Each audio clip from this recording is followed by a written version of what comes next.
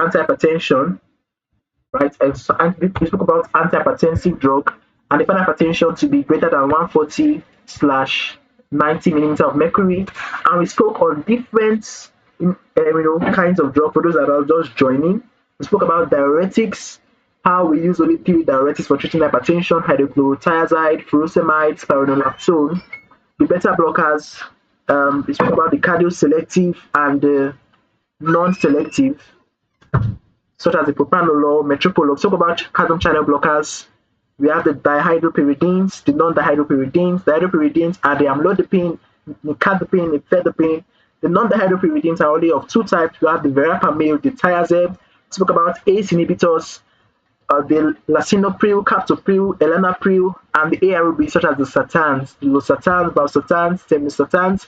And one of the key factors of an increased bradykinin secretion is dry cough, for ACE inhibitor. Spoke about those that are safe in pregnancy, since many of the antihypertensives are contraindicated in pregnancy. One that is safe in pregnancy is the direct vasodilators, hydralazine, and also the alpha-2 antagonists, such as the clonidine and alpha-methyl dopa. Spoke about the mixed blockers that are used for hypertensive emergencies, and also the alpha blockers, the sozines, prazosines, doxazosines, that block alpha-1 receptors, causing vasodilation. I spoke about dyslipidemia, or increased cholesterol level in the patients. And we look at lipid-modifying drugs. We spoke about those that they are the statins, those that inhibit the HMD-CoA reductase inhibitors. They are the atorvastatin, simvastatin, rosuvastatin.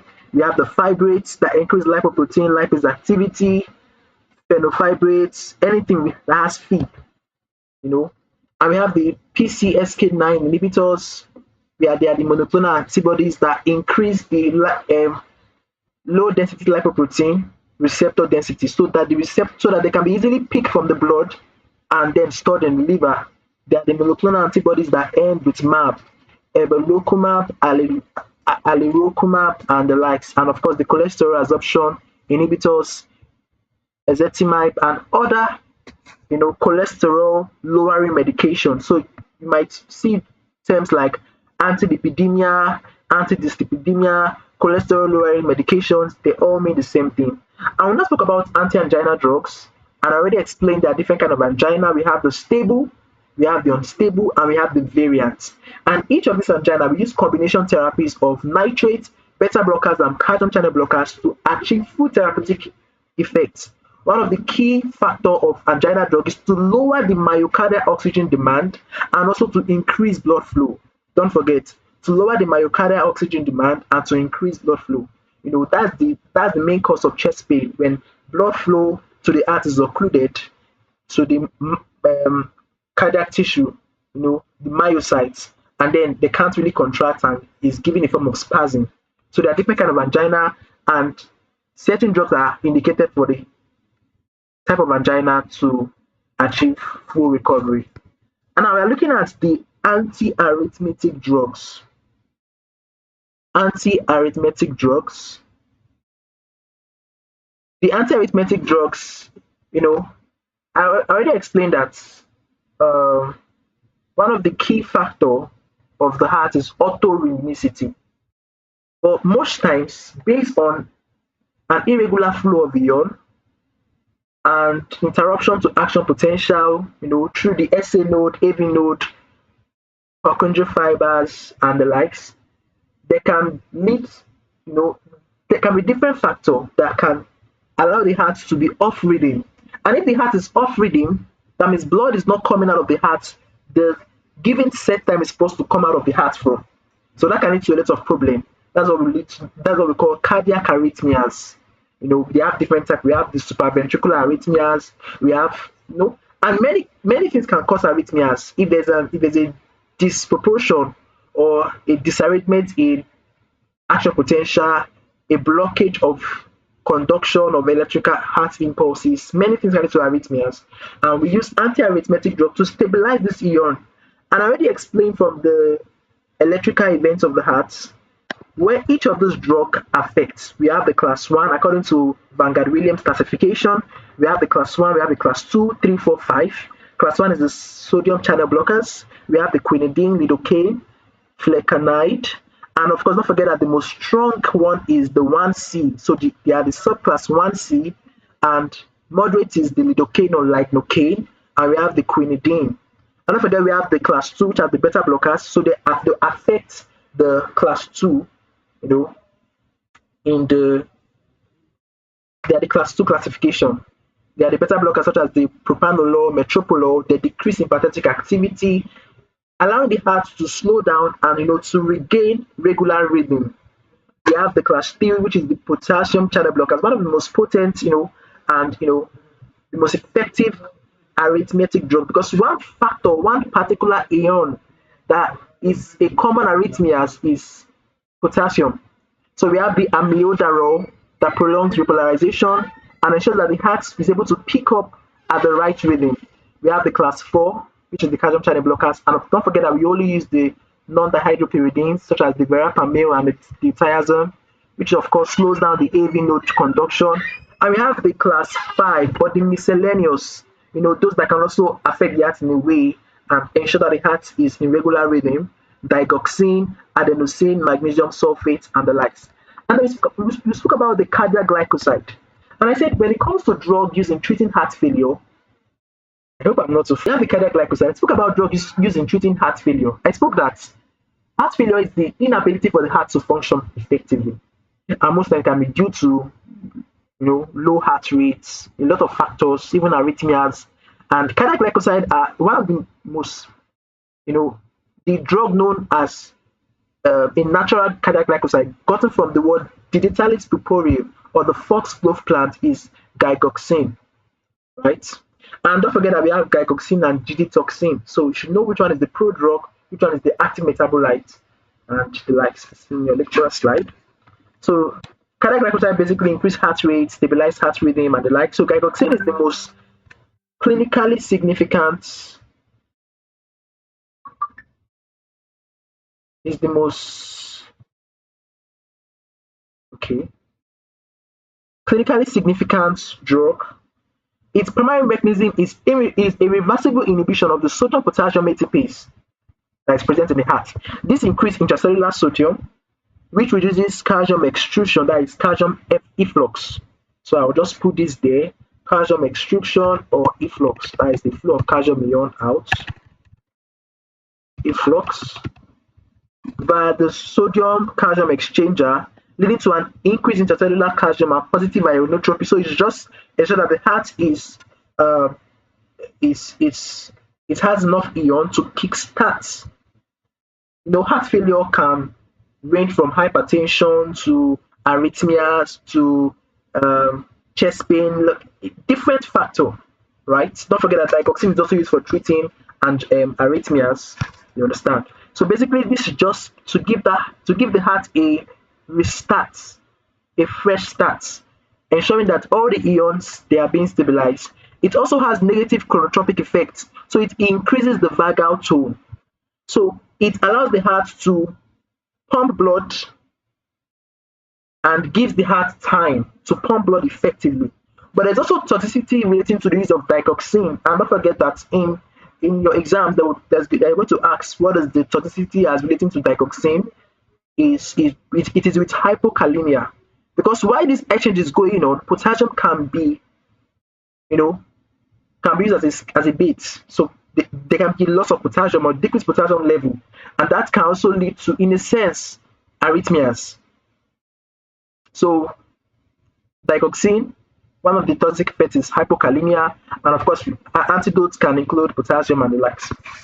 Now looking at antitussives or drugs that are used for cough, right? Pharmacotherapy of cough.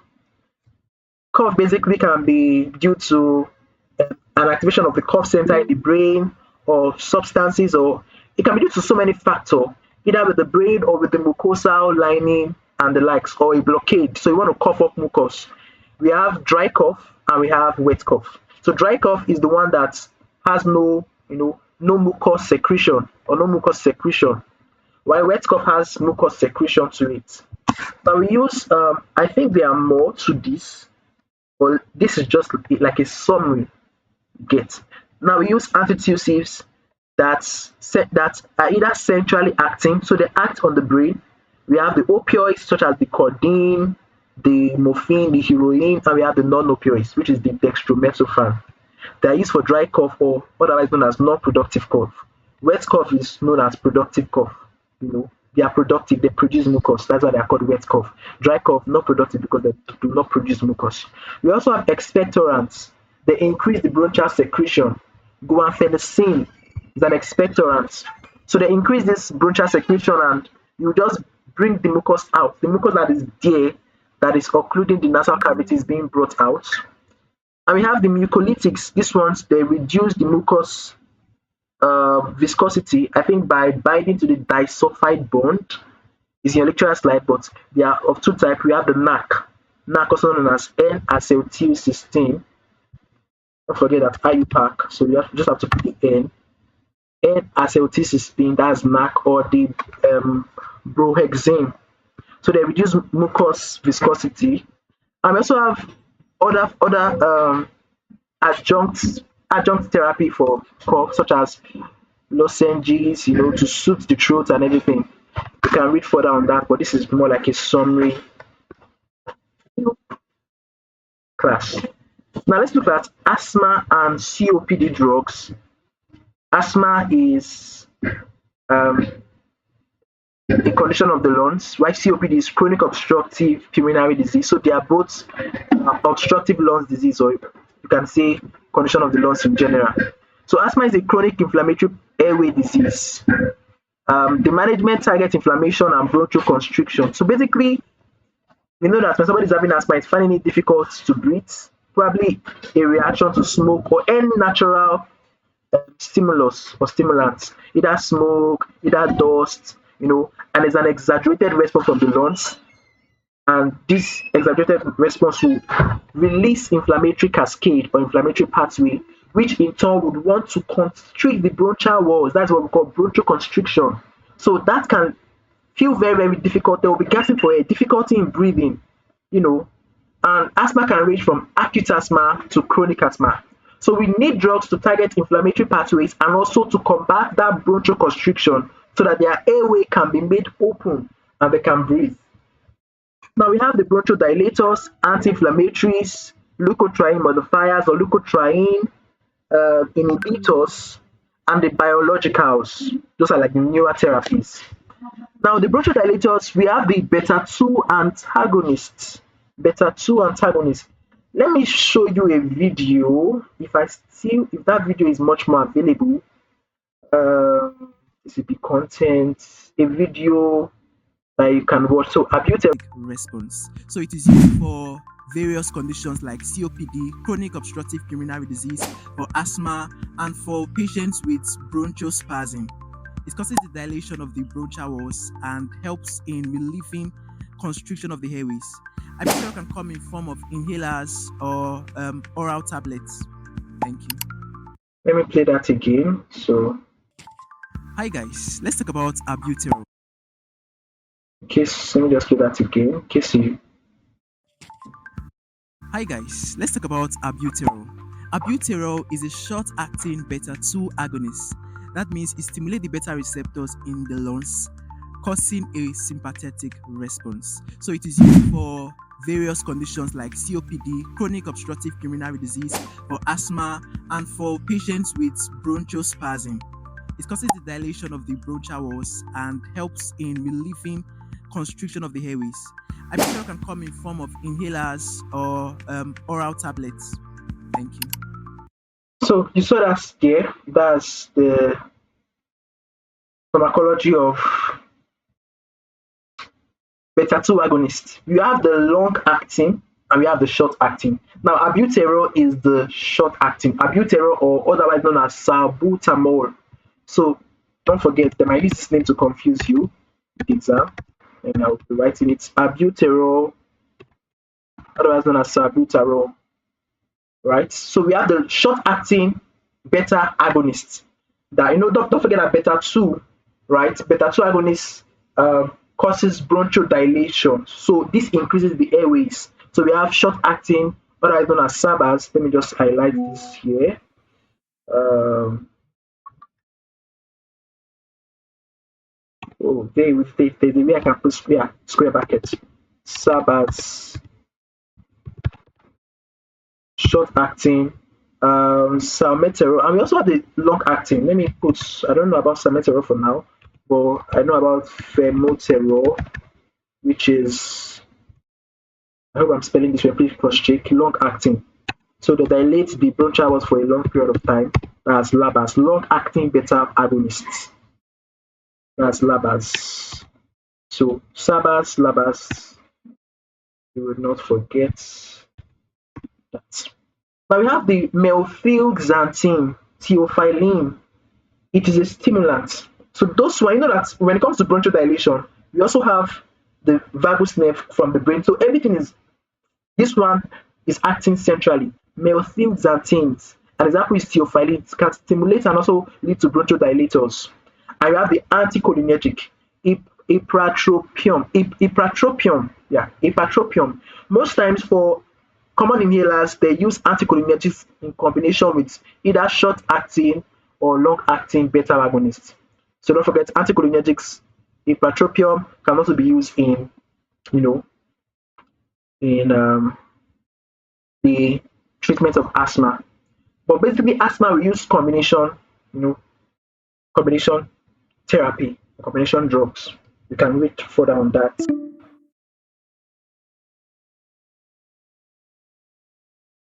Okay, I'll be done soon. Now let's look at anti-inflammatory. You know, most times the reason why people have asthma is because of hypersensitivity, an exaggerated response to a stimulus. So it can lead to this inflammatory cascade. Now, anti-inflammatory drugs are used, they are the most effective for long-term control. If somebody's having chronic asthma, we have used the glucocorticoids such as the dexamethasone, blecometaxone, and prednisone, anything sone are steroids. So dexamethasone, red prednisolone or prednisone. Don't forget that one is a prodrug, one is an active metabolite. And we also use the leukotriene modifiers. They are of two types only. They are used for preventive treatment, prophylactic use. All these things they're going to ask it. Or they're going to ask which one of these is an example of leukotriene inhibitors. Leukotriene is a key that is IL-3 or IL-2. Let me just put it like this as an indication. IL-3. Let me just put the one I'm very sure of, right? That are responsible for that this bronchoconstriction in patients that are having asthma or chronic obstructive disease such as COPD. So we have the montelukast and the zefelukast. They are the leukotriene, Lucas. They are used for prophylactic use. We have the biologicals, which are, of course, don't forget again, we are looking at inflammatory pathway and targeting inflammation and bronchoconstriction. So we use monoclonal antibodies ending with MAB. So anyone you see MAB, just know that, So the omalizumab antigen IE, that's anti-immunoglobulin E. Immunoglobulin E is basically responsible for, chiefly inflammatory response or hypersensitivity. Now let's look at anti-obesity medication. People that are I don't want to use the word fat because that would seem insulting, but that are large weights, they want to reduce weights. We are much more familiar with Ozempic, taking Ozempic tablets and to reduce weight and the like. So this particular field have shifted from appetite suppression, just suppressing appetite, to metabolic reprogramming.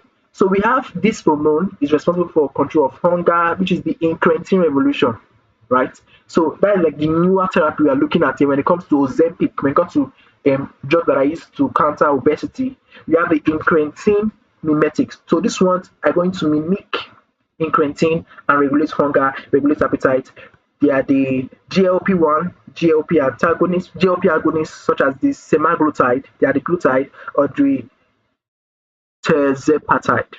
We have the CNS combination drugs, phentermine and topiramate. And one of the problem with all these CNS combination drugs, even flenfluramine per se, is because of they have toxic effects.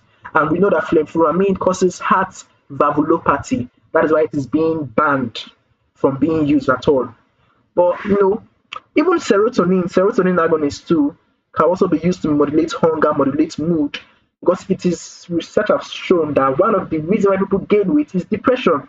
So if you can target serotonin levels in the brain, it can, balance out that disorder, eating disorder. And we have the lipase inhibitors such as olistat that inhibits dietary fat absorption. So it's going to inhibit lipase, which break down which inhibit fat absorption. Lipase break down fat. Fat is now being absorbed, but it also have crazy side effects because your body needs fat. And what if it break down fat at the extent to how much your body actually needs to survive? Now, can you hear me? Can you hear me? If you can hear me, please signify.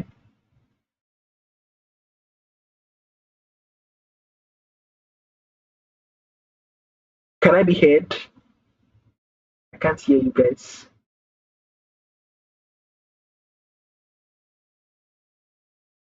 Yes. Okay.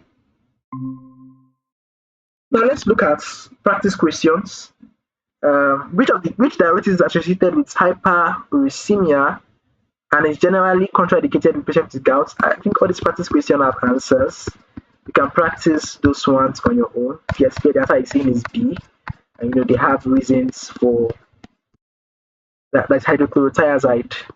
Which class of lipid-modifying drugs involves monoclonal antibodies injected every 2 to 4 weeks? Don't forget the answer is C. Anyway, you see PSK9. You know, uh, a patient on lisinopril develops a persistent dry cough. Which mechanism explain this? Very easy. Increased bradykinin levels. A 55-year-old female with asthma requires treatment for hypertension. Which drug class should be avoided? ZS inhibitors, beta blockers, thiazide, diuretics, or dihydropyridines. She has asthma. Now, all these other drugs are used for hypertension because they specifically mention asthma. You cannot just use beta blockers unless it is being stated that it is selective, such as metoprolol, that would not bind to beta 2 in the lungs. But they say 55-year-old female with asthma. So you're going to think which one should be avoided. So generally speaking, you should avoid beta blockers. Which drug acts as an expectorant? Guanfacine, that's A. These are simple drugs. Some case studies are there. A patient on digoxin presents with nausea and premature ventricular contraction, PVCs. What is the priority management? So now, basically, digoxin toxicity leads to, several heart problems, and the priority management here is to discontinue digoxin and check for serum potassium. Don't forget that hypokalemia is one of the side effects of digoxin. And these questions are very, very easy, but it's going to just give you a sense of what you would see. What is the primary mechanism of N-acetylcysteine, which is NAC? NAC is a mucolytics. Which class of anti-arrhythmic drug prolongs repolarization by blocking potassium channel? Don't forget that that's class 3. So they will surely ask this class, anti-arrhythmic drugs, go and know their class. And there's one particular drug that is also a class 1, class 2, class 3, and class 4. That is sotalol. So go and know them. And a patient with stable angina has a contraindication to beta blockers. Which drug class is it called treatment? That should be calcium channel. No. Yeah, it is being written that dihydropyridines, calcium channel blockers. I have ACE inhibitors. Let's look at the answer of 22. 22B. 22.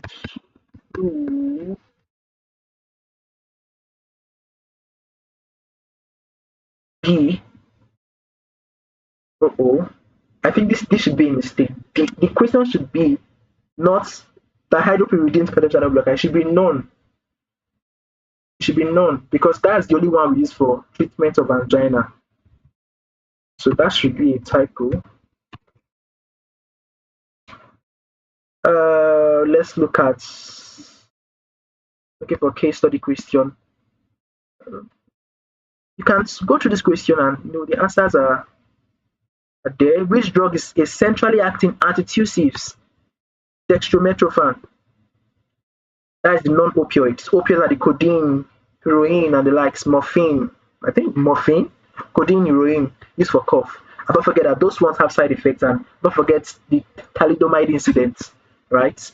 And those that pregnant women that took codeine, or nursing mothers that use, I think, heroin or codeine to for their children to treat cough. It is now being converted by the liver.